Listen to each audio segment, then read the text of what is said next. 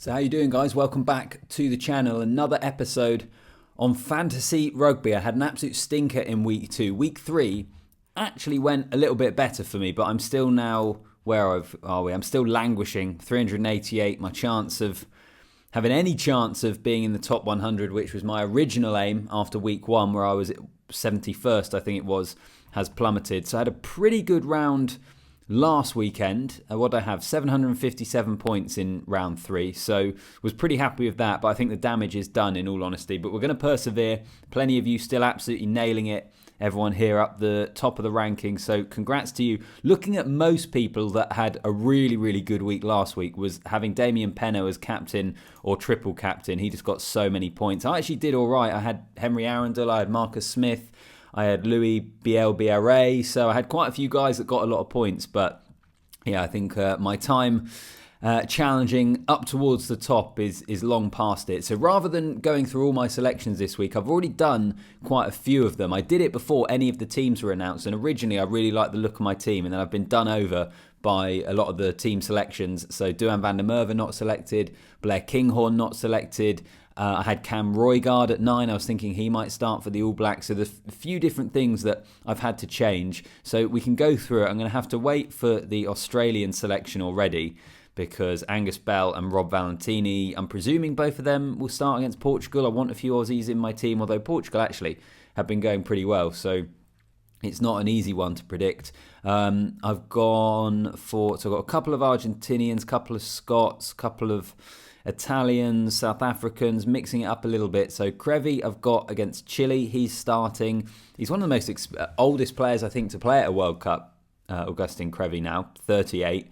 Hopefully he gets a couple of tries. I quite like that as a selection. Props, in my experience in this game, are basically a complete waste of money. So I've gone for Luke Tanguy, Fiji playing Georgia. Hopefully he does all right. Got 19 points last night for Cornelson for Japan. Not great. Does it tell me here? Yeah, it's his worst performance so far, which is typical. Just not loads. Tackles, line-out steals, not ideal. So, okay, 19 points locked in. Would like a few more. I've got Marcus Kramer in the second row. And then I've got Shannon Frizzell, Luca Canone, and Rob Valentini back row. Cobus Reinach at 9.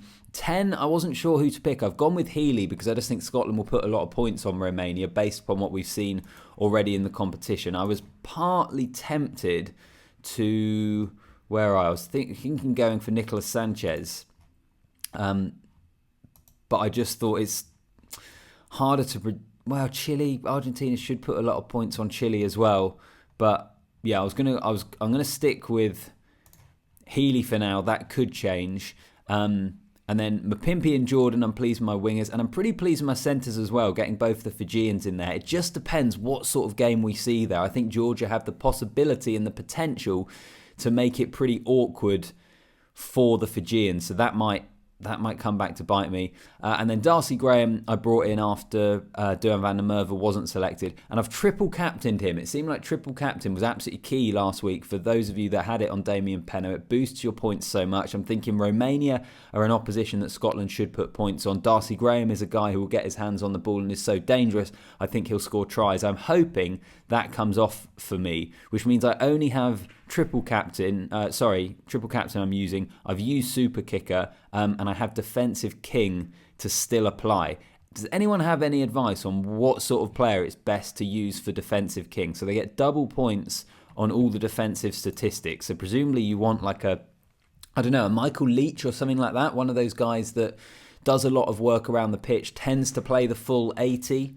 Someone like that. You can let me know in the comments section whether there's other players I need to be considering. But I'll use that next week so they all get reset at the end of the pool stages. So I'll make sure I use the defensive one for next week. But I've triple captained Darcy Graham, so I'm keeping my fingers crossed there. And yeah, there are still a few positions that I'm just not 100% sure on. Just where, even with Fiji, for example, let's see what other options we've got for, if we've got 7 points, Nia Salevi. Let's say we take him out just to spread our points a little bit more. So Tuasova plays again.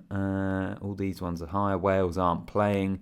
Semir Andrandra's a 10. Let's sort it by value. That'll make it easier for us. So in the 7s, so Nice Alevu, England aren't playing. Hugh James isn't playing. Sinti's there.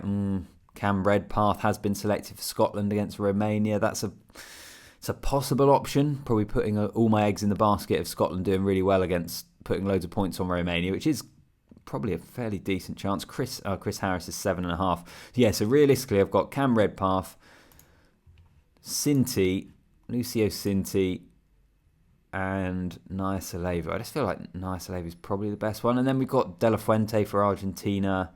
I don't want to go for the Italians against the All Blacks. I think that's going to be a tough fixture for them, probably closer than a lot of people expect. Do you know, I'm going to keep it Naya Saleva for now. Maybe I should change it, but I'm not sure. This is what happens though, isn't it? You go round and round in your own head about a lot of this, of who you should select. As I say, last week I did all right in the end, got a few picks like Henry Arundel and Marcus Smith that got a load of points for me, and then you end up getting these 19s and points like that, which just absolutely kill you in this game. But I'm pretty happy with certainly the back three. Mapimpi, Jordan, Darcy Graham.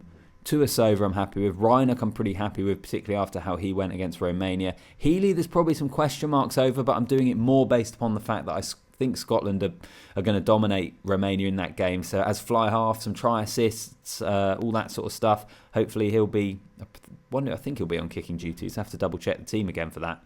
But some points in that regard. And then it's just the Aussies. Wonder what happens if I transfer out Rob Valentini. So we look at loose forward. What's that? 6.5 points. What are our other options in the back row as well? Although I think Valentini's been pretty good so far this World Cup, in all honesty. Again, Darge, Dempsey not playing. Papali'i. That's a potential. That's definite potential. Ardy Surveyor just missing out by half a point. So I could kind of rejig the whole team and try and get Surveyor in. Matt Fagerson for the Scots. Is that a better shout against Romania? Oh, I'm tempted by that, you know. But Valentini has been good. This is where it becomes so difficult to know or to feel confident who's going to get more points. Papali'i, Fagerson, Valentini. See, I just think we could see like a real response from Australia after the Wales game. I think they're going to want to go out with a bang and at least give their supporters something to celebrate and to keep hold of. So that's kind of why I've gone Valentini. Fagerson's tempting again just to get the third Scots person in my team because I think they will smash him. Papali'i's tempting, but then I think Italy won't be easy, and I've already got Frizzell as a Kiwi. I tell you what, let's go Fagerson. Let's change it up. Fagerson. It's funny, isn't it? Because on paper you'd pick Valentini every single time, but just in the context of this game, I'm thinking he might be the best option. So let's leave that for now. That'll do us. As I say, I always tinker before game week. I'm pretty happy with my backs. Healy's the one question mark. The forwards, generally, to be honest, the forwards I find harder to pick. So I'll go with those for the time being and could well end up changing them. Fagerson over Valentini, what do you reckon? You can let me know in the comment section. Let me know how you're getting on as well. It's quite good fun. And last week, I thought I was absolutely storming it when Arundel scored 5 tries. Marcus Smith was brilliant. Louis Bielbiaré was my captain. Plus, he got a couple of tries, so he got well over 100 points. I thought I was going to have a great week. I had a pretty good week, but I really haven't been able to save myself after a torrid week 2. So you guys let me know in the comment section down below. Let me know also about who's the best player to use the what's it called? I was about to say super defensive, whatever. Defensive King. Best one to use Defensive King on as well, because I'll use that next week. So comment down below, like the video, subscribe to the channel. I'll see you in the next one.